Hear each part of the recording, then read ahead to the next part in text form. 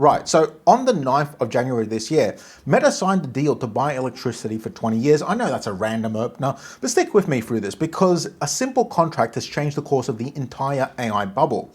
It's called a power purchase agreement, a PPA. All it means is that a company that needs a lot of power goes to a company that makes a lot of power and says, all right, we're going to take this much power for this long at roughly this price. It's like you signing a 3-year lease on a shop. If your business goes under in 1 year though, the landlord doesn't care. You still have to pay that lease, right? Which is the same as a PPA. If they don't need the power anymore, they still got to pay for that power. We'll get back to that later though, because it's a very important point. But first, who signed what?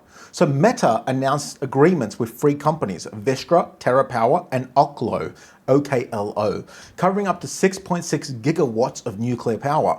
And Meta isn't the only one, by the way. Microsoft signed a 20-year deal for 835 megawatts to restart 3 Mile Island, of all places. This isn't a name I expected to hear in 2026. For those of you who don't know, 3 Mile Island is home to a nuclear power plant, most famous for a partial meltdown it had in 1979.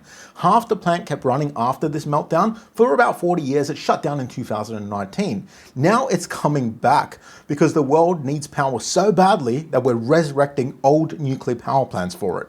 Google also signed for 500 megawatts with a company called Kairos, K-A-I-R-O-S. Now, you might be sat there thinking, so what? A big company needs to buy electricity to power their AI crap. Why do I care? Because of what a signed contract actually is. Everything else in the AI bubble right now is nonsense. It's a forecast, somebody's projections about revenue that hasn't arrived, building a product that might not end up working, sold to customers who might not even show up. But the contract is an obligation. Meta has committed to buying a metric ton of power into the mid-2040s, and the commitment exists even if the AI bubble pops, which means the company selling the power gets paid either way. It's beautiful. Just like if you sign a 3-year lease, that's what I was on about earlier. If you sign a 3-year lease, but you go out of business, you still got to pay that lease. And it gets way more interesting when you look at how much power this whole AI crap needs against how much there actually is in the world. S&P Global says American data centers are looking at around 76 gigawatts of demand this year, 108 by 2008 and 134 by 2030.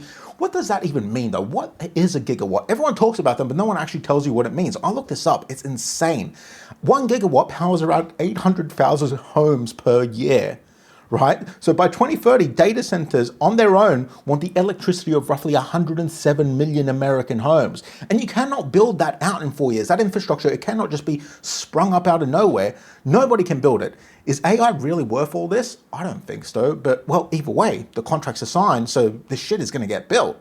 So it doesn't matter if the AI bubble pops, the power companies, they're going to win either way. And then on top of that, the power stations still have every other customer they had before AI, because electricity has been a business for like, what, 100 years before anyone had to train a stupid AI model?